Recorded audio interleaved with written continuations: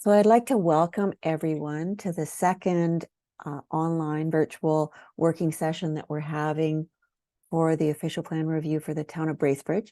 My name is Donna Hind. I'm a partner at the Planning Partnership, and I'm helping the team with anything related to communications and engagement. There's a few people from the team, from the consulting team and the town staff team.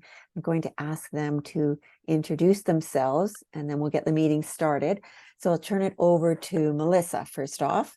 So thanks everybody for being here this evening. My name is Melissa Markham and I'm a senior project manager with Meridian Planning, and us along with the planning partnership were retained by the town of Bracebridge for the official plan review. So thanks for everybody for sharing their evening with us tonight. And then maybe over to you, Cheryl. Thank you, Donna. I'm Cheryl Kelly. I'm the Director of Planning and Development for the town, and thanks everybody for joining us tonight. And then Matt. Thanks, Donna. Good evening, everyone. I'm Matt Holmes, and the Manager of Planning Services for the town of Bracebridge. Thank you. Thank you. So the way we have the evening, the next hour and a half organized is we have a presentation. Our thoughts are organized in the presentation, but we're pausing several times through that presentation to open it up and have conversation with anybody on the call who wants to share some ideas. So with that, we will get started. And I'll turn it over to Melissa to get us started. Perfect. Thanks, Donna. So I'm just going to provide an overview of the presentation that I have here this evening. So we're going to go over the purpose of the workshop tonight. What is an official plan? Why is the official plan being updated? What have we heard so far? The vision and principles discussion, key issues for discussion, and next steps. So the purpose of the visioning workshop, Meridian Planning and the Planning Partnership were retained by the town of Bracebridge to provide consulting services for the official plan review. So the town is updating its official plan, and this process of updating it is to enhance the plan. And we're here today to gather ideas for enhancement that can be included. An interactive consultation session is what we have planned for tonight to present key background information. As Donna had mentioned, we're going to pause several times for discussion, take comments through the chat box at the bottom of the screen, or you can turn your mic on or cameras on so that we know that you have something to add to the conversation. What we're hoping to achieve tonight is to collaborate on reviewing and refining vision and guiding principles, and to gather feedback on opportunities in the town to inform the draft policy directions, which will be the next phase of the process. So what is an official plan? An official plan is a land use change document. A plan is a policy document that describes how land in the community should be used, what services are needed, where growth should occur, and community improvement initiatives. The town of Bracebridge has an official plan, and it's a policy document which describes how land within the town should be used. The official plan is prepared with input from the community to help ensure that future planning and development will meet the needs of the community. An official plan deals with issues such that I laid out previously, and the province's Citizen Guide to Land Use Planning provides an official plan as needed to make the public aware of the municipality's land use planning policies, make sure that growth is coordinated and meets the community's needs, ensures the community understands how their land may be used, provides a framework for establishing zoning bylaws, and ensures the municipality's land use planning policies conform to the District of Muskoka official plan. So in order to understand the process of updating an official plan, we're going to look just quickly at the planning hierarchy in Ontario. So the Planning Act sets out the rules for land use planning in Ontario, and it identifies provincial interest in land use planning. The provincial policy statement follows from the Planning Act and provides the policy foundation necessary to guide development and use of land in Ontario. Within the town of Bracebridge is also the District of Muskoka official plan, which sets broad district policy regarding development and land use for local municipalities within the district. The town of Bracebridge official plan contains goals and objectives and policies to guide future development in the town, which takes into consideration social, economic, and environmental matters. And then following an official plan would be the Bracebridge zoning bylaw, which regulates uses and requirements more specific on a site-specific level. So why is the official plan being updated? The purpose of the review is to ensure that the official plan conforms and is consistent with updated and new provincial and district policy, and to ensure it reflects the current vision of the community. The current Town of Bracebridge official plan was adopted on April 17th of 2013. New provincial policies have been implemented since this time, being the Provincial Policy Statement of 2014, the Provincial Policy Statement of 2020. The District of Muskoka official plan was also updated in 2019. The Town of Bracebridge official plan review involves a review and update of the town's current official plan. And on March 31st of 2023, the Town of Bracebridge issued a request for proposals for consulting services for this official plan review. The overall intent of this review is to enhance the quality of life for residents of Bracebridge and establish and maintain a desirable community where residents can live, work, and play. The official plan review is specifically intended to implement the requirements of a number of provincial and district policies. I'm going to turn it over to Donna now, and she's going to go over some of the things of what we've heard so far in this process. So an early task in the work that I was asked to do was to have one-on-one conversations with councillors and the mayor and then key stakeholders in Bracebridge. And those key stakeholders were provided to me in a list that were people like developers, major landowners, professional planners working in Muskoka, representatives of various groups like the Chamber of Commerce or the BIA or environmental groups. And so I put out a email invitation to all of the people on the list and asked them if they wanted to come and have a one-on-one conversation with me. So I set up shop on the 11th and 12th at the municipal building and talked to about 20 people over the course of those 2 days. And I heard a full range of issues and topics relating to housing and new neighborhoods and traffic and approval process and natural heritage. Not everything that I heard can be addressed through the official plan, but still it was a really good kind of information dump and a good point of departure for the conversations we've had in person last week and then this week online. And so to give you a little bit of an idea, the bulleted points are a snapshot of some of the comments that I heard over those couple of days. So with respect to housing, people talked about expanding the range of housing that could be permitted in Bracebridge that included smaller homes, mobile homes, tiny homes, 3 to 4 story walk-ups, taller buildings, co-housing. People talked about specific locations for new development. Lots of people talked about the old arena lands. People talked about opportunities for rooming houses, particularly to provide housing for seasonal workers. I heard that there was a general sense that generally people don't understand the opportunities afforded by the new rules around additional residential units, additional dwelling units on a property. And that was part of the reason why there was a little uptake. I heard from the professional planners that there was a need to reconsider how the town calculates density. Comments about traffic infiltration in existing neighborhoods, and then generally a need for broader awareness of the need for a greater variety of housing in Bracebridge. In terms of the approvals process, especially the developers and the professional planners looking for approvals to be streamlined, to reduce costs, talked about opportunities for the town to take a really active role in facilitating development, for council to be being champions of a vision and strategic development. People talked about the role of the district and whether that was helping or hindering development, the changing nature of the economy and what that meant for the kinds of uses that might be possible for employment lands. Lots of people talked about concerns about the downtown core and the impacts from relocating the municipal building, the library, and the arena out of the core, and how important those kinds of facilities were for creating a healthy downtown. In terms of creating new neighborhoods, people talked about needing to make sure that green space was provided, maybe some modest commercial so that there were social centers for those new residents. And then with respect to the natural heritage and climate, conversation about environmental standards, protection of key natural heritage features, concern about how wetland evaluations were being undertaken. So that gives you just a quick snapshot of what I heard on the 11th and 12th. And I haven't summarized yet what I heard from the two in-person events that we had last week. So I'll turn it back over to Melissa, and then we're going to have our first break for conversation. Perfect. Thanks, Donna. So as we provided earlier, we're looking at reviewing and refining the vision and principles that are currently in the official plan.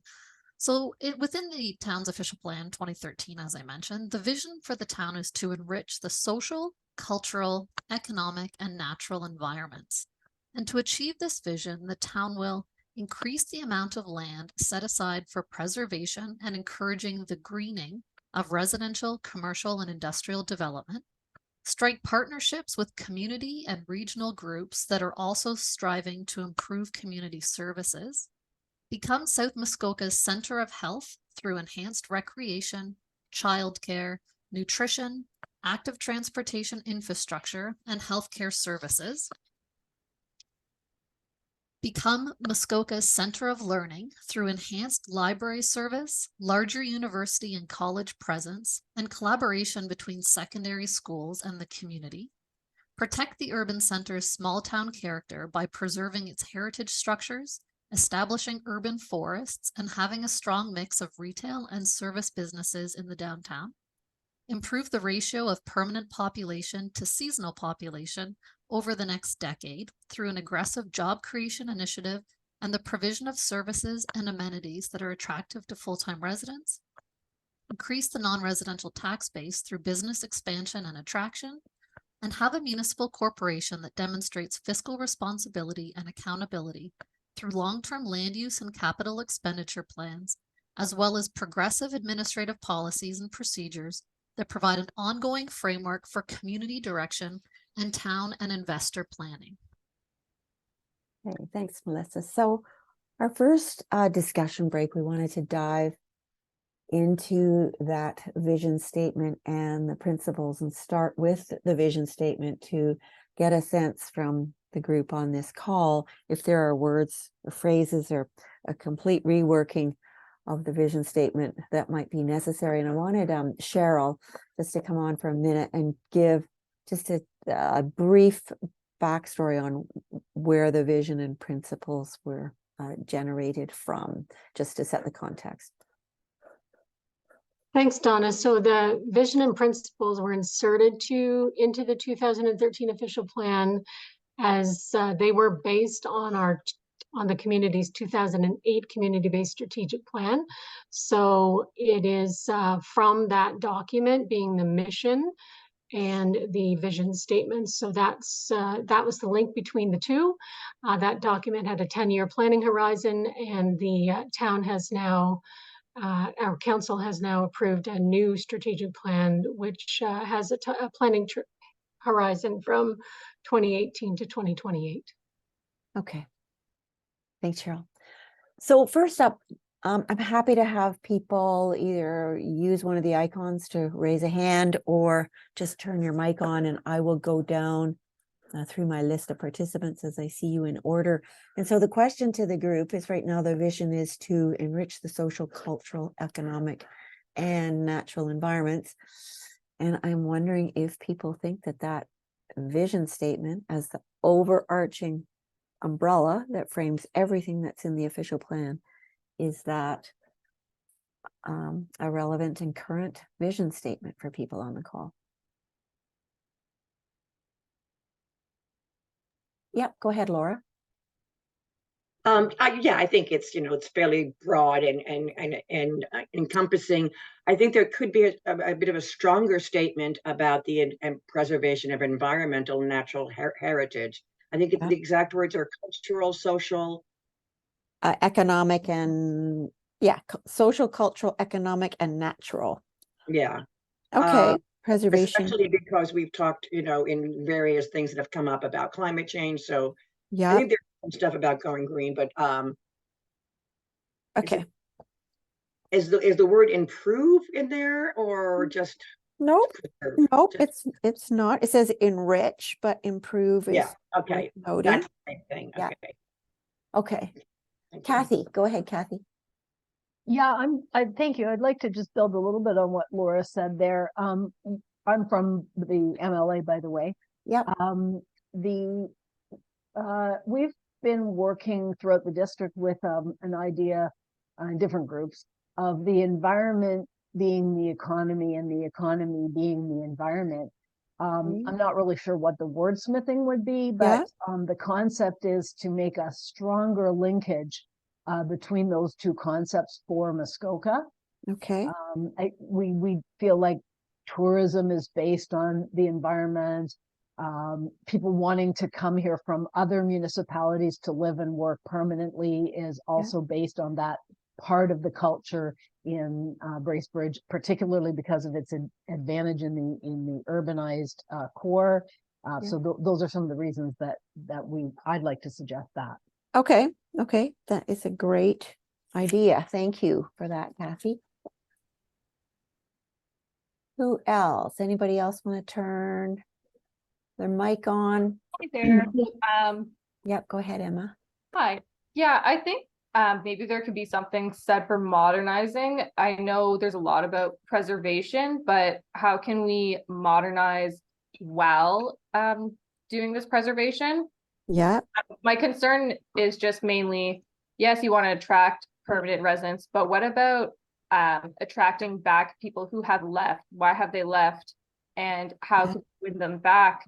You know, I find a lot of the goal of the town is to keep it how it was in the 70s. And there's a lot of people who have grown up here, worked here temporary, cottaged here, that would live here if there was some kind of meeting in the middle. Okay. I like that. We have not heard that yet, but that's a very interesting notion. Modernize. Okay. Corey, go ahead.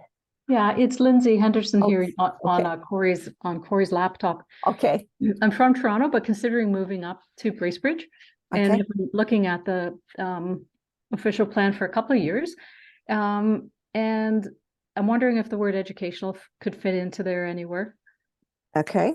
Educational environment. Yeah. I think that there's a lot of opportunity in the north for that. Okay. Don't know if it fits or not. Okay. Okay. Thank you. And so it's Lindsay, right? That's Not correct. Corey. Okay. Thank you. Okay. Anybody else on the is that Kathy? Yeah. Go ahead, Kathy. I'm just looking at the vision of the town is to enrich social, cultural, economic, and natural environments. Yep. And I've heard a couple of people speak about the natural environment. I mean, it's semantics, but what about putting natural environment before social, cultural, and economic? Yeah. Just a thought that popped into my head. And this can be completely reworked. I mean, we don't Yeah. have to, we can just throw it out and start again, but I get your point. I get your point. Okay, thank you. Okay. And Laura, is that a new hand? Yeah, that's a new hand. Okay, yeah. I'm not sure if I remember this correctly, but I believe there was a point at some, in one of the documents, either the official plan or it was the word character of the town. Yeah. And in previous meetings about some other things, there was people talking about not wanting to make it too suburban and keeping a rural character, because that tied into its well, first of all, the natural heritage, but also the economic attractions as a tourist destination. Yeah. Because I remember there was this is going back 3 years, having meetings that, we don't want to turn it into, and no offense is intended to anybody living in Brampton, we didn't want to turn it into a suburban community and thus lose that. Okay. Okay. Fair enough. That's a very good point. Okay. I'm going to move to the principles. So Melissa also introduced the principles that there are 8 of them, and I summarize them so they fit all nicely on one page. And the principles will nest under the overarching vision statement. So it's really important to make sure that we capture the most important components that people want to see reflected in the policy. And so I put the 8 up just in a shortened version, and I want to know if you think there are fundamental elements that are missing from this list that you would like to see those words captured in statements of principle. So right now, the words are about natural environment and greening, community services and center of health and center of learning. And that's where the small town character comes in as a principle, to your point earlier. The permanent versus seasonal residents, business expansion, and something about the municipal corporation. So are there big ideas that are missing from those principles? Emma, go ahead. Hi, yeah, just on the business expansion side, there should be something to do with productivity. A lot of work is seasonal. And that's Okay. a big reason about why people don't stay. Okay. Even if there's a balance in seasonal, I mean, I hate to be comparing here, but Huntsville has done a really good job on a few points. Like they have winter seasonal activities, whereas our town doesn't have that. Okay. So productivity, Okay. it's not good enough to just bring businesses. They have to serve the people. Okay. Okay. Laura, back to you.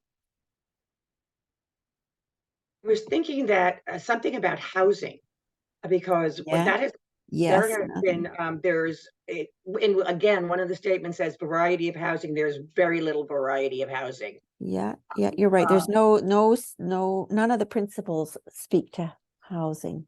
Nope, and there's no variety of housing. That's not about affordable housing. It's not about apartments. It's nothing about housing. Okay. And Good point. let me just.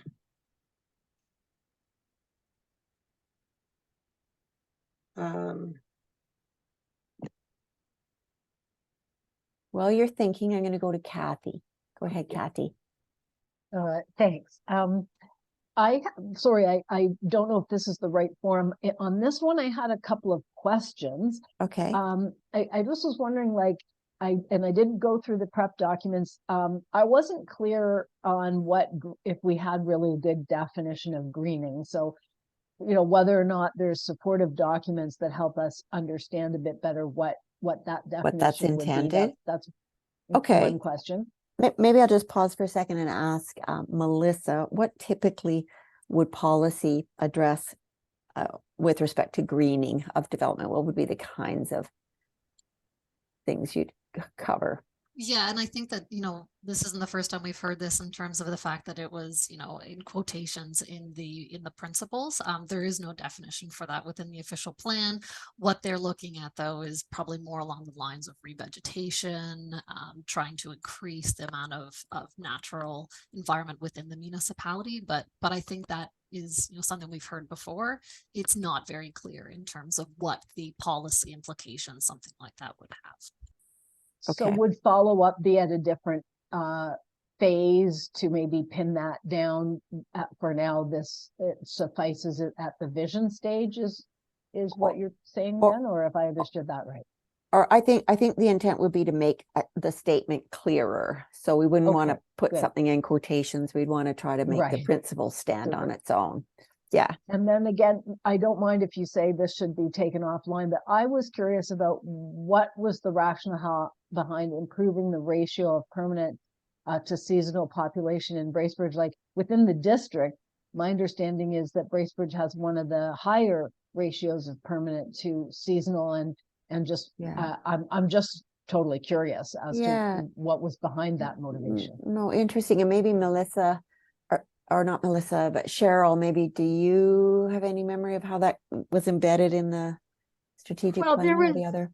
Yeah, if I could, I guess there was a lot of, so the community-based strategic plan was action-oriented. It wasn't a land use document. So there were initiatives around, that fit with the business attraction piece.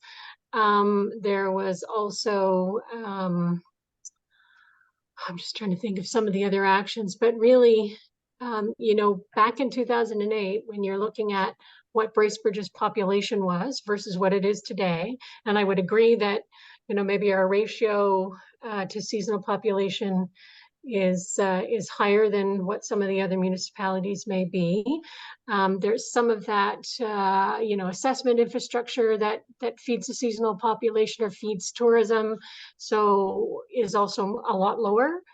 So there was the combination of the permanent population, but also increasing the ratio of non-residential to residential tax assessment as well. So there was a myriad of things involved in that overarching statement. So maybe we might want to add some words to help what that sort of visionary motivation was. That's rather a specific bullet is maybe a suggestion I have based on that. Thank you, Cheryl.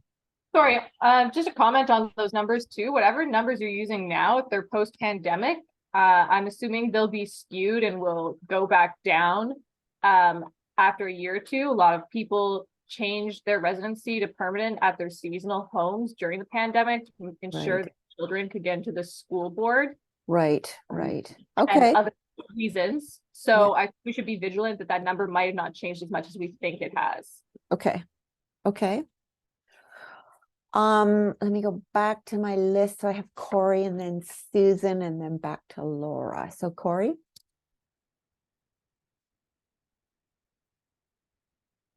You have a comment on the principles, Corey? Yeah, thank you so much. Okay. Thinking around transportation into, through, and around. There's no mention of it, but it accompanies so many of those things. Aspects, and so an improved. Something about transportation or active transportation too. Okay. Thank you. And then Susan. Hi, good evening.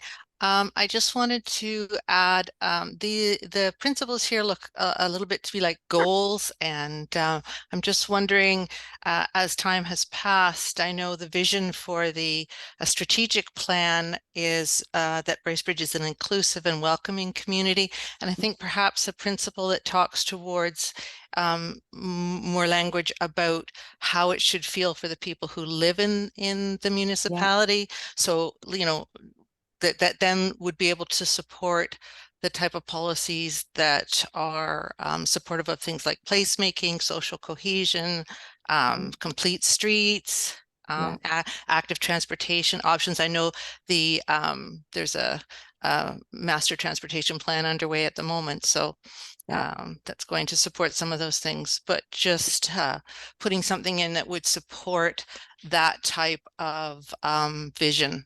Okay. Yeah, I like that. Thank you. I'll go to Laura and then Rachel, and then I'm going to move on. Okay, Laura, go ahead. Quick questions about the Center of Learning. From what I understand, there's been attempts at that. I think Nipissing went in and failed, and they have something called the Dewey Center, which is at a very low, and then they had the MRC, which is being challenged largely on the environmental grounds. So I'm wondering if that is pertinent. Has it been tried and failed? I don't know if it's, a pertinent thing any longer. I believe Nipissing was in. No, take your point. So the comment, is it still relevant to have that in as a list of principles? Okay. Especially since that's one of the few actual specific things. So many of these things, and I think we'll get on to specifics later on, I hope. These are more general. Okay, Rachel, go ahead. Just because this was raised earlier in our first session, I think it's important for the 24 participants on this call to also realize that there is a campus of Georgian College here in Bracebridge that is very important to the training of trades and the healthcare sector in our area. So yes, Nipissing is no longer here, and yes, Dewey College is operating out of there, but Georgian College, based in Barrie, has a campus in Muskoka, which I believe is successful. Okay, thanks, Cheryl. Thanks for that clarification. Rachel, I think I have you up next. I had a maybe similar question or comment, I'm not sure, to Susan, sort of around, I see the partnerships point, but I also wonder if there's an opportunity to almost invert that a little bit to focus on like outreach to build partnerships that help to diversify the community or build stronger bonds to different types of communities that maybe our members aren't visible out in the day-to-day, but okay. Like that too. Okay, thank you. And Ken, you're last up, and then I'm going to move on. Go ahead, Ken. Yes, so I'm also with the Muskoka Lakes Association. The first principle, I agree that they sort of look like goals or aspirational, but the first one, increasing the amount of land set aside for preservation. I'm not sure that the town can actually do much of that. I mean, unless there's private donors that donate to the Muskoka Conservancy or something like that, I'm not really sure how that happens. I would have thought that maybe a better one would be preservation of the environment. Yeah. Principle. Okay. Yep, a bit more general. Okay, thank you. All right, Melissa, let's push on to introduce the subject areas that we want to focus on. Yeah, thanks, Donna. So based on the planning hierarchy that we had talked about before, the town official plan needs to be consistent with and conform to provincial policy and the district official plan. So based on the items for consideration set out in the discussion paper, the town official plan has to consider the changes to the Planning Act, the provincial policy statement, and the district official plan. So the key issues that you can see here: housing, environment, employment lands, rural lands, growth management and intensification on the waterfront. These were issues that were identified by the town of Bracebridge in the request for proposal for the official plan review. So those are the issues that we're going to look at today. Oh, sorry. There we go. So under discussion question number 1, there's going to be questions that follow each of these for more discussion, but this one's housing. So the official plan can consider policies related to housing variety and intensification, housing affordability, additional dwelling units, short-term rentals. So the provincial policy statement provides that an appropriate mix and range of market-based housing that responds to market needs for a range of housing options is provided in locations with appropriate infrastructure. So intensification needs to be looked at to identify locations within the urban center to promote opportunities for intensification and redevelopment. A greater mix of housing types through housing options refer to housing types such as single, semis, rows, townhouses, additional dwelling units, tiny homes, multi-res, and also refers to a variety of housing arrangements. So not the built form, but the housing arrangements such as land lease communities, co-ownership housing, and there's a few other ones that are mentioned. The district requires the local official plan, so the Town of Bracebridge official plan, to address how affordable housing targets will be met. And they're all kind of, dealt with together: the housing variety, affordability, and additional dwelling units. So they're required to be included in the official plan in areas of land that are serviced. So where servicing is provided, there is a requirement through the Planning Act for up to 3 residential units are permitted as a right on a property. However, it doesn't deal with properties outside of serviced areas. So one of the things that we're going to be looking at today is with regards to additional dwelling units outside of the urban serviced areas. Only 1 parking spaces is required for each, and there's no minimum floor area for the additional dwelling units. The town currently includes wording for secondary dwelling units within the urban center residential and mixed use designations subject to certain criteria, and also within the rural area countryside and Muskoka Falls community subject to the same criteria. So the objective of the additional dwelling units is to provide opportunities for affordable housing. The district official plan permits these on any land use in the municipality except for the waterfront area in single, semi, townhouses, attached accessory buildings, and standalone accessory buildings. However, the detailed criteria for these is left to the local municipality. And to the last point, the short-term rentals, the town of Bracebridge is currently undergoing short-term rental with a consultant looking into this, and these recommendations will also be included within the official plan. So a few questions to toss out to the group tonight about how can the town encourage a wider variety of housing? So is that just simply broadening the list to everything from mobile homes to whatever is at the other end of the spectrum? Where should higher density housing be located? And I've certainly heard a few sites mentioned along the way about generally should priority be given to applications with affordable housing. And then as Melissa was talking about additional dwelling units, should they be encouraged throughout the whole municipality, not just the urban center. So Corey, got your hand up. Yeah, thank you. Just thinking about transportation routes coming into new housing so that they tie in together. So to connect the neighborhoods, okay? Yeah, that they actually connect. And a great example that I came across lately, and it doesn't have anything to do with Muskoka, but it's Beltline Yards and in some Toronto planning, and it just shows an example of how transportation steps literally into a green space and then a surrounding community. And it's a beautiful example of a tie-in like that. Okay, thank you. Great comment. Now I want to make sure I'm hearing from people on the call that haven't shared anything, so I just want to make sure that William or MH or Linda, just make sure you jump in whenever you have something to say. Oh, there's William. Okay, we got a few now. So Laura, I'm going to just jump to some people that we haven't heard yet, and then I'm going to come back to you. So I'll go William and then Steve. Go ahead, William. Hi, you can hear me? Yeah. All good. I'm a fairly new resident of Bracebridge. I'm also a realtor, and I would be interested to hear somebody speak more about like how you define affordable housing and how that is controlled, because as far as I'm concerned, it's more of a supply problem. If a whole bunch of people want houses, then the price of houses goes up. So is that like, does the municipal government like, so let me see cap if I these can things get, or?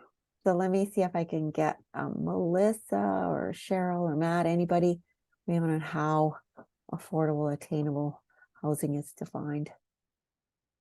Who could weigh in with that? Sorry, it's Cheryl. So interestingly enough, so there's a couple of things that I would say that affordable housing has not been well defined, not just in Bracebridge, but not anywhere in Ontario. And there now is a definition included in the provincial policy statement. I believe that sort of just, again, I think there's 3 or 4 points to that definition right off the top of my head, but I think it's at least 30, I think it limits to 30% of your income being spent on rent. And then we move to some of the, what I would call the district housing programs, where they use the words attainable housing. And, you know, again, maybe not as well defined either, but within those programs, they have thresholds for incomes.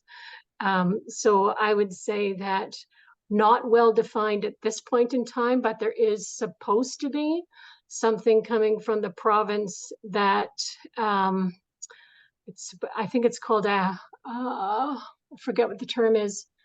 It's some sort of a bulletin, a market rate bulletin, or some sort of an affordable housing bulletin that's supposed to be coming from the province that we have not yet seen. Okay. Steve, go ahead. Steve, a comment on housing? Are the questions that are on the screen? So maybe while Steve gets his mic working, I'll go to Laura and then Kathy. Go ahead, Laura. Quick question about what Cheryl was saying. Even if the province has not defined, like I've lived in a place or a couple of places where it is tied to it's 30% of your income, the price of the affordable housing, could that be implemented without the province putting in? Could that be in the official plan of the city, or do we need to have the province? And then the other thing I wanted to talk about, the real estate agent mentioned about supply, especially if you have short-term rentals in a popular tourism destination, often what happens is the housing supply goes towards being hotels, and like Toronto has a 47% condo non-resident rate. They're being made into Airbnbs and so forth. So is the question, how do you keep the supply of housing open? Yeah, supply of housing open for its intended purpose for residency. So let's just get Cheryl or Melissa Any quick response to that about what policy could do or can't do?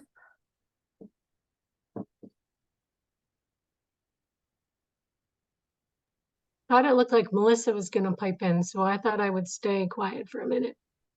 No, all I was going to say, sorry, I'm having trouble with my unmute button. All I was going to say is that the municipality, and maybe Cheryl will touch on this, is that they're looking at short-term rentals. So that isn't completed at this point. And through the official plan, we'll be looking at what policies could be included within the official plan to deal with those. But I'm not sure if there's anything further with regards to that with the municipality. But we will be looking at including that, like I said. Okay, thanks, Laura. Okay, let me go back to Steve. I see your hand up again, and then I'll go to Kathy, and then we'll move on. Steve? How am I doing? Can I be heard? There you go. Yeah, all good. Victory! Yeah, Great. that's good. How's housing? I'm naive and young, but is there a way that perchance we could get some sort of regulation on rental prices? Given the huge jump in the past decade, it's just insane. And having to try to rent, and keep it at 35% of income is borderline impossible if you're single. That's one question. I have another one, but if you want to discuss that first, that'd be Yeah. fine. I'm not sure what official plan policy can do with respect to rental rates, but let me get one of the planners to weigh in. Melissa, go ahead. I can jump in as well. So we were looking previously, and Cheryl brought it up, that there is a definition in the provincial policy statement, but you're talking more from the affordable component. So that's where there would be regulation in terms of the what they charge for that. But other than having that definition, which is the District of Muskoka official plan also refers back to that definition included in the provincial policy statement, but that's only under the affordable component. Gotcha. If I could ask the other question now, go ahead, the development of the townhouses on the outskirts of Bracebridge, I should say, just the town center, anyways. That's been fantastic, and I think more of those suburbs would be great. And I know a couple of people touched on the transportation.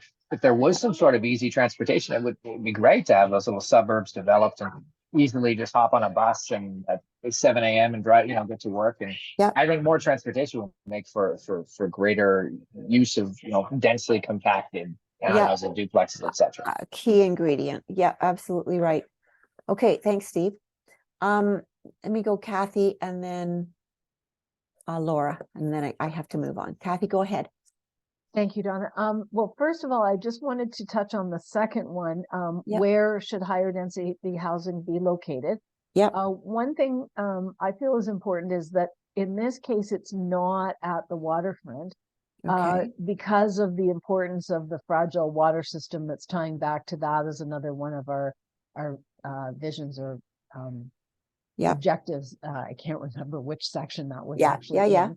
No, fair enough. But so I wanted to make note of that. And to the same extent, prefer thinking it would make more sense in and around the already somewhat urban or services already delivered areas, because that would be more efficient. Possibly helping with pricing for affordable housing. And then just another thought, it came up when we were grappling with the bill, I'm going to get the number wrong, I think 23, about things to help with supply, to the gentleman's point that was saying that's a factor in affordability. Is there anything that can go into town policy to increase the accountability once development proposals have been approved for the developer to actually develop and not let's say sit on it and speculate on that land and get all the approvals in place, and that's the extent of their value add. They don't actually build the so let's see so again, Melissa, is there something that you can spur developers along, like give them a certain time that the approvals are in place? How does that work? So through the policies that we're looking at in the official plan, we'd be looking at, certain areas where densities potentially might need to be achieved. But in order to get something to actually be built, that would be something different. Going through the process, there could be other things that are looked at in the municipality with regards to the length of time a draft plan, a subdivision, let's say, is in a force for. But the official plan policies. We just really be looking at the densities to be located in a certain area, not the time frame in terms of once an application comes in, when they would have to build that by. Is that because it's just not available at law? Like, why is that precluded? Or maybe I just haven't understood properly. The time frame in terms of when an Yeah, application yeah, or when things have to be correct. built. Yeah. So we're just looking at an official plan, the goals and objectives for the municipality. So that's what we're looking at from here. But I haven't seen that there have been timelines for a subdivision or a development to be built as part of policy in an official plan. That wouldn't be within, you know, one of the policies that would be included. I'd like to point out that in the there is like a grant, $25,000 grant in response to Bill 32 to create 2 additional dwellings in the urban core. You'd mentioned, you know, this allowance before. There is timeline. You have to begin building within 120 days of award of the grant. And I'd like to point out that there's a huge shortage in construction workers up here, to the point where there's all kinds of, as you say, temporary workers coming up. You know, that might actually just not be possible to begin work, you know, to get scheduled into a contractor's schedule. So as much as I respect that we have to keep things moving forward, that's a roadblock that no one can push forward, but the private sector. Yeah, understood. And what you're talking about, Emma, is that the specific requirements around a particular grant program. So it's different from embedding it in official plan policy. Absolutely, just an example of I understand. Yeah, where the timing. Laura, I'm going to be super quick because I have to move on. One of the things we have housing, there's no vetting of applicants to build the housing. We have one project where the first developer went into receivership because he defrauded people. The second one was a convicted felon, and the partner is now in jail in China. The third and another development. So, but what's the point? What's the point? So you're looking. If you're going to be responsible about housing, there should be some kind of mechanism where the people building it will deliver what they say they're going to deliver, and some kind of vetting, because these people were on record as having been convicted of things. Yeah, I'm not sure. I'm not sure that this is an official plan policy thing, though. Okay. Again, I think it's private property, and am I right, Melissa or Cheryl? Do you want to? Before you make like dispensations, you know, zoning variances and so forth. I don't know. Cheryl? Well, I can certainly have my fellow planners speak to this, but I'm not aware of any type of tool that allows the municipality to screen a landowner prior to doing any application or processing an application, save and except that, you know, they're paying their fee and we're demonstrating that they're the owner and that they're the responsible party for that. I'm not aware of any other tool at this point. Okay, I'm going to move on. Put it back to you, Melissa, for question 2 on environment. Okay, so we're looking here at the environment. So the official plan can consider policies related to biodiversity and cumulative impacts, lake system health, and natural hazards. So the provincial policy statement includes policy related to biodiversity, which refers to the variety of life in our environment, the number and different types of species present, genetic variability each of these species contains, and the several ways species can be assembled to form ecosystems. So the official plan does not currently include this wording, but the PPS includes planning authorities shall protect, improve, or restore the quality and quantity of water using watershed as the ecologically meaningful scale for integrated and long-term planning. So this can be a foundation for considering cumulative impacts for development. The provincial policy statement does not require cumulative impact policies, but these can be considered by the town. The district of Muskoka official plan includes biodiversity wording in its official plan, and it's presented as the biodiversity of natural heritage systems be maintained, restored, or where possible improved, which is the wording provided in the provincial policy statement. The district also looks at discouraging planting and or use of invasive non-native species to minimize impact on Muskoka's biodiversity, and preserving biodiversity by protecting isolated populations of plant and wildlife species at risk, and habitats. So cumulative impacts, which are set out in the district, consider the cumulative impacts will be encouraged through development approval process.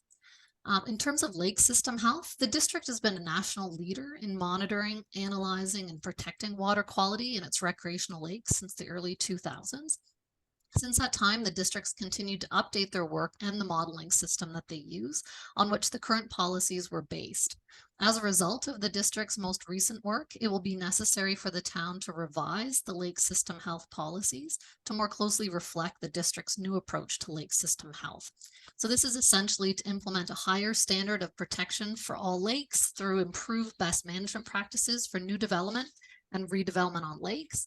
And that includes vegetative buffers, shoreline naturalization, soil protection, on-site stormwater control, limits to impervious surfaces, minimum setbacks for septic systems, larger lots, and securities. The town official plan currently includes vegetative buffers, shoreline naturalization, stormwater management, and septic system setbacks. And through the official plan review, these policies will be included in conformity with the Muskoka official plan. Alternatively, the town could incorporate the district policies as part of the official plan. However, the town can also consider enhanced lake system health policies that would exceed the minimum standards established by the district, such as increased setbacks or shoreline setbacks. So that's one of the questions looked at as well. And once again, natural hazards will be incorporated within the official plan in consistent with the provincial policy direction. So a couple of questions around the topic of environment. Melissa and the policy writing team want to know whether cumulative impacts of development should be addressed in the official plan, and should there be enhanced or standard production policies related to lake system health in particular. So anybody want to weigh in on the environment, cumulative impacts or specific policies related to lake system health? Yep, go ahead, Kathy, and then Corey. Sorry, I held back because I am a keen participant here. So yes, this one's easy. Okay. Yes. Yes. Okay. Overwhelmingly yes to yes, both of these. Yes. Okay. Okay. Not surprising to hear that. Okay. Thank you. And how about Corey and then Ken? Go ahead, Corey. Yeah, I agree with Kathy. Just yes, for sure. Okay. Not even no discussion. Environmental specialist, but for sure should be. Yeah. Enhanced and yes to cumulative. Okay. Ken. Yes, I echo Kathy's comments. The MLA does a lot of its own water quality testing, and I would invite the Bracebridge planners to look at the Township of Muskoka Lakes official plan. It was adopted in October of 2022, and it has some very good lake health system, some enhanced policies as well that you might want to take a look at. Thanks. Okay. Okay. Steve. Yeah, of course, yes to both of those. I'd also just add that any sort of policy requiring riparian zones on coastal properties is just super beneficial across the board. Including vegetation on the shore is always going to be beneficial. Okay. Okay, so I have Steve and Judy. Go ahead, Judy. Is your mic working, Judy? And maybe as Judy's getting Okay, am I okay now? Oh, there you are. Perfect. Yep. Am I on now? You are. Okay. All good. So Cheryl knows, Cheryl knows this is my love, so I do have a couple of comments. The first comment would be that cumulative impact, sure, that's great. If you can define it and tell me how you're going to determine what a cumulative impact is. There are probably a lot of scientists that would love to talk to you. So I'd be cautious is how you use that term, and define very carefully what you mean, or you may end up at the board with many circular arguments on what is it is. meant there, Okay. what it Yep. is. It's a very catchy term that doesn't have a good definition. Okay. Should the official plan contain enhanced standard protection policies? Well, Cheryl knows my thought on that. Of course, it should have more. Yeah. Yeah. Okay. Okay. Thanks, Judy. And I think that's. Do you have another question or comment, Corey? Yeah, just on the notion of cumulative impacts, you know, Bracebridge could be a standout city if they just greened their driveways on new developments as opposed to paving over them. Yeah. You mean green all the residential driveways? Well, on new builds, or give people a tax credit Yeah. for not paving over. Yeah. Looking at other surfaces. Okay. That's a good idea. All right. Let's go on to topic number 3. Melissa. All right, thanks, Donna. So we're looking at rural lands, and the official plan can consider policies related to rural lot creation and estate residential development. So the provincial policy statement directs the majority of growth in municipalities to serviced urban areas. The provincial policy statement permits residential in the rural area, including lot creation that is locally appropriate. So it's up to the municipality to determine the extent to which residential growth will be limited in other areas outside of the serviced area in order to be consistent with this policy. So the 2020 provincial policy statement revised permitted uses on rural lands to remove the term limited in relation to residential development. And this new policy wording is more permissive in 2020 than it was previously. So generally, the policies in the district official plan follow the 2014 provincial policy statement in that it permits limited rural growth and directs most of the growth to serviced urban areas. But the district official plan does contain direction that the area municipal plan shall determine the extent of rural residential development that can occur under specific provisions. So the district provides strategies with respect to limiting rural development in the area municipal plans, such as Bracebridge, which would include allocation targets, caps on the amount of rural lot creation by year, minimum lot size and frontage, or limiting the number of consents permitted from an existing lot. The town official plan contains good criteria for new lot creation.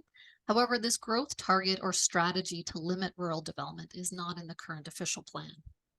The next topic with regards to estate residential development is essentially large lot residential subdivision condominium development outside of settlement areas. The district official plan permits consideration of estate residential development through an amendment to the local official plan.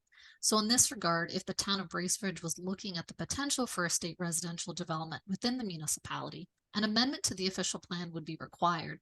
However, specific criteria could be included through this review when applications came in for this type of use. So those are the 2 items that we're looking for comments on. Okay.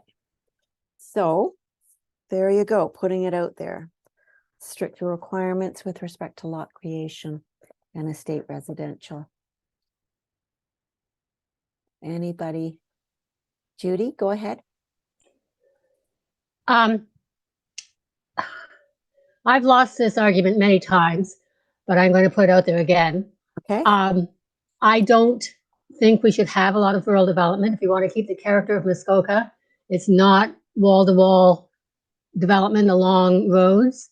I think that 5-acre lots and estate residential development in the rural area is the #1 way that we destroy conductivity of natural areas and habitat, especially wetlands, because you got to fill those things in, you know. I think that if we're going to support the services that are expensive that we have in our urban area, we need to use those and look at the density in the urban areas.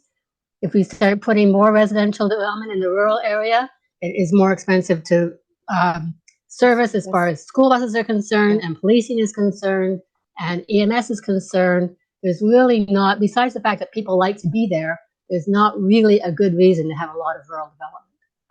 Okay, that's my rant. Okay, thanks, Judy. Okay, Kathy, is that your?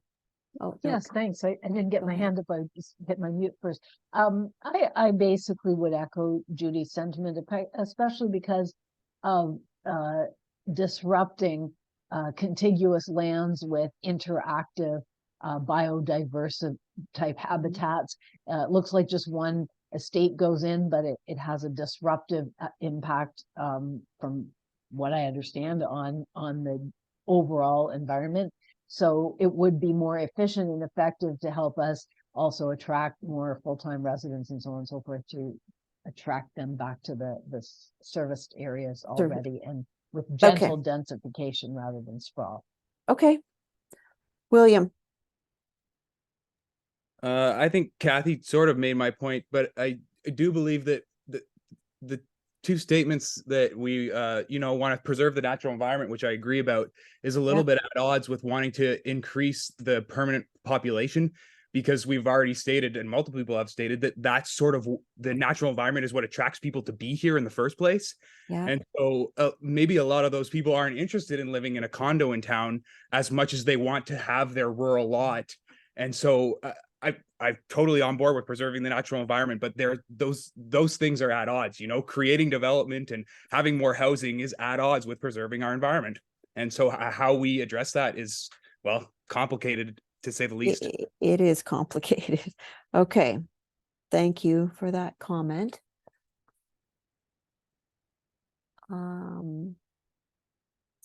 Okay, let's move on to the fourth topic. Melissa, waterfronts. Thanks, Donna. So the provincial policy statement requires cross-jurisdictional matters to be considered, and it's important as a major lake is shared with adjacent municipalities. The district official plan states that area municipal official plans shall contain more detailed policy in the waterfront, and policies that are to be included are listed in the official plan. The town's official plan is very general in nature in terms of waterfront policies, and relies on the zoning bylaw to implement waterfront development. And there's an opportunity through the official plan review to review these policies and provide the following. So looking at urban center versus other waterfront properties within the municipalities, whether there be different standards. And some of the considerations that would need to be included within the town official plan are stated here as well. Lot area frontage for commercial industrial open space, waterfront access points, boat impact assessments, sleeping cabins, boathouses, and docks. And the town can also consider implementation of a community planning permit system, which would provide a more flexible approach to zoning regulations than has previously been the case. The community planning permit system is currently used in Muskoka. The town of Huntsville uses it throughout the entire municipality, and the township of Lake of Bays uses it in their waterfront area. And the unique thing with the community planning permit system is it does regulate vegetation removal. So that's included in the definition of development in that area. If the municipality is looking at including the ability to move forward with a community planning permit system, official plan would need to include policies that would identify the area, the scope, the goals and objectives for this. So this is something through the official plan review that we will also be looking at. So these are those questions we're going to be looking at. So a couple of questions around waterfronts, but obviously feel free to share whatever you'd like. Should the OP include different policies for waterfront lands in the core versus other areas outside the urban center? And should there be just generally more detailed waterfront policies? So Ken, go ahead. Yes, I think that it would make sense to have different policies in the urban core or the urban areas versus outside of the urban centers, and in particular the town of Bracebridge proper. Yeah. I think going back to the previous topic, I think you want to drive development towards the urban centers and increase the density there. There is municipal services, water and sewer, and there's roads and whatever transportation corridors you've got schools and so on. And so I think there probably should be different rules. We've looked quite closely at CPPS community planning. We're not really that enthusiastic about it for the waterfront, and for the reason that waterfront properties tend to be very, very different. Each one tends to be quite unique, and it's very different than let's say a subdivision in Toronto or something like that. Somebody said earlier, but you know, these are not sort of cookie cutters where you've got many houses and it's all the same issues. And if you're going to have a permit system, you can, because of the uniformity or a tremendous amount of uniformity, you could have some policies that you can use for that on a regular basis. I think the waterfront tends to lend itself to more specific ones, and I think that's why the province did change its policy on removal of site plan control in relation to waterfront properties. That's part of the reason. So there is a way to have that kind of control for the waterfront. Thanks. Let me just ask, I think I heard Melissa say earlier that the Lake of Bays has a community planning permit system for the waterfront area in Lake of Bays Township. Is that correct? Yes, that's correct. Okay, so it's interesting. It's been kind of tested in other municipal or other Muskoka municipalities in that context, in the waterfront context. So we'll be coming back on that. Let me go. Can I just ask, community planning permit? I'm not familiar with that term. It means like putting communities on the waterfront? No, I mean, no, that term, no, let's. So Melissa, just a quick explanation. Yeah, thanks, Donna. So the community planning permit system is put in place to try and streamline planning approvals. So it combines site plan, minor variances, and zonings into one application. So there's something different in the Planning Act for the community planning permit system. And that's where the definition of development for that system includes vegetation removal. So there are controls within that the use of that system over things such as vegetation in the municipality. But like I said, the official plan would need to include policies to then allow for that to go forward. Okay, so it's a bringing together, and it's a streamlining. Correct. Yes. Correct. Okay. Yeah, that's exactly it. So where was I? Judy, I think you were up next, Judy. Okay. I was wondering if the town has talked with the district and the watershed council about integrated watershed management, and if so, how they're going to implement that into the waterfront. But I guess my watersheds are more than just waterfront. But how you're going to look at watershed, integrated watershed planning. Melissa, can you just weigh in on that a little bit? I'm not sure I can talk to, at least in regards to the official plan. At this point, we're just starting the visioning process and going through the principles and getting some feedback on issues that have been identified.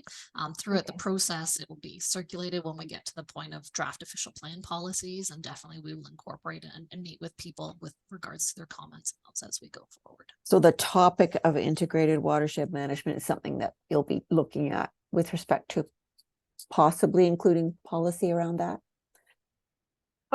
Donna, maybe I'll just jump in here. I do believe we have a discussion paper, recommended policies that has come from the Watershed Council. I think there's something from Peter Sale that we have that would be part of the resource documents that we'll be looking at. Yeah. Okay, perfect. Who else? Laura, do you have anything on the waterfront? Sorry? No, I was just about the water. Okay, awesome. Okay, let's push on then. Another couple of topics. Yeah, sure. So this is just, we weren't looking for more of a discussion on this, just to let people know as we're moving forward, other issues that were brought up in the background paper in terms of settlement areas or the focus of growth and development. So the District of Muskoka sets those ratios within the District of Muskoka official plan for how much intensification and where that's supposed to go. The next slide, Donna, we're looking at employment lands through the changes to the PPS. We're going to be looking at including policies that would permit the conversion of employment lands, where it would be demonstrated that the lands are not required for employment purposes. These are just, once again, changes to policy that would be included in the official plan. And then the next slide. So some of the other considerations outside of those issues that were identified are how the official plan, the relationship of the town official plan with the Muskoka official plan, some urban design, climate change, and duty to consult. So there's some other things as well, technical housekeeping issues, anything that's been identified, such as dates or update documents departments or acts are going to be changed through this process. Another consideration is whether the town official plan will specifically refer to the District of Muskoka official plan in terms of policies, or whether those policies from the district official plan will be brought over into the Town of Bracebridge official plan. Urban design was brought up as another consideration. The district states that area municipal official plan shall contain more detailed policies addressing development in urban centers, such as urban design. Climate change, I did hear somebody mention that earlier. The provincial policy statement includes wording related to preparing for impacts of a changing climate and increasing protection for the environment and human health. So the official plan will need to consider the impacts of a changing climate. And then the last thing is the duty to consult. So an update to the official plan will be required to include policies regarding engagement and consultation with Indigenous communities.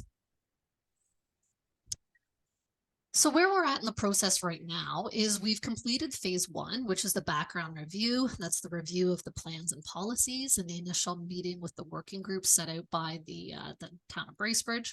We're currently in phase 2, which there's issue identification, visioning, and consultation, and that's what you've been all been a part of tonight. So visioning workshop with a working group, public engagement, and the last thing in the phase that's going to happen is the issue list, as it's been kind of what we've heard from people, updated based on the conversations that we've had. This will go forward to council. The next phase in the process, as we said, this visioning tonight would lead into the draft official plan policies. So we're going to be working on that following the issue list to council.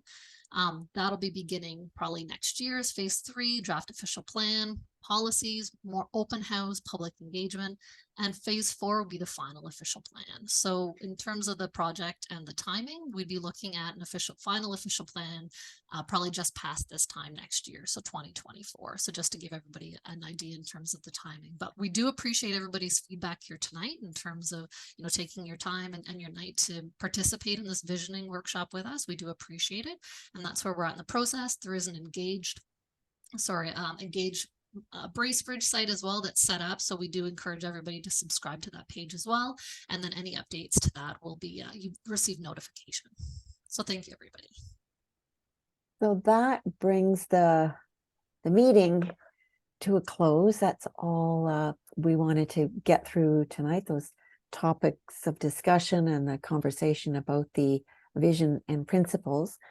Just before we wrap up, Kathy, you have your hand up. Yeah, thank you so much. I had a process question.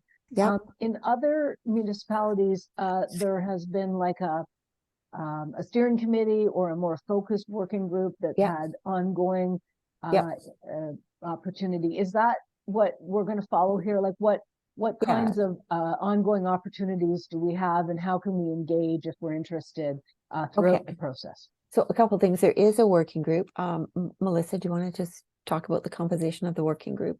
Yeah, so as I mentioned before, there was the proposal by the Town of Bracebridge, and we're following what that has laid out. So the working group was set out by the Town of Bracebridge and includes members of, there's the staff working group, it has councillors, there's members of the committee of the 2 committee of adjustment in the municipality as well. And those people we've been working with them and provided the background report.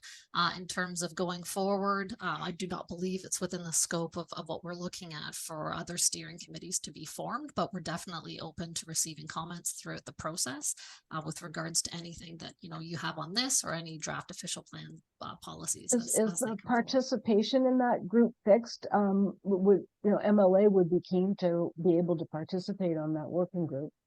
Maybe I'll get Cheryl to Cheryl or Matt. Yep. Well, I'll start, and certainly Matt can speak to our previous process. So in 2013 we had formulated the same sort of working group. So again, the working group is appointed by council. It's council's terms of reference. So at this point in time, I don't think there is, but as Melissa had indicated, there's plenty of opportunity to provide information, I think, from our perspective in terms of the staff perspective, initial vision conversations, some of the high level policies. So that's what Donna and Melissa were looking at tonight. Once we start you know, once we start to formulate, you know, changes to the current official plan, current change policies and all of that sort of thing, there is that much more then to comment on, Kathy, and get that feedback. So there is, you know, a sort of second set of consultations around that that frame. And then of course there's the statutory pieces, which are open houses or open house and statutory public meetings, which, you know, will take us somewhere into next summer. So, you know, I think that there's more than just, you know, tonight and anything going forward. Thank you. It's disappointing. We're an important group in the community, but thank you.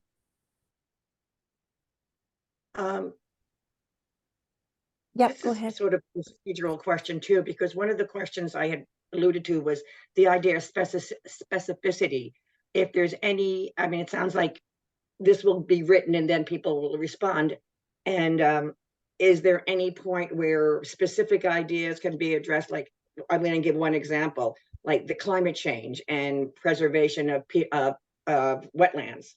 Recently, there was a case where people had asked for a wetland to be evaluated as a PSW. Didn't happen, but in the trial, it was easily passed. Is there places in the official plan for specific policies to achieve the goals of climate change, protection, of, you know, what sort I'm looking for, preparation, climate change, adaptability and mitigation, adaptability, resilience, and that's what I'm not sure I'm hearing in this process. So let's just hear, Melissa, you talked at the end about other topics that you're going to be other considerations, and climate change was one of them. So you anticipate having policies that address climate change and policies are the current official plan does include climate change wording. So there's just some changes that are coming down. As I mentioned with the planning hierarchy, those are the updates that are going to be put into the Bracebridge official plan. So what we're looking at, like we said, through tonight's process, just ways to enhance the existing official plan. And you do what I did here as well as comments with regards to PSWs. But if there's specific policies within the current official plan that you're referring to, you know, by all means, feel free to send us a comment letter with regards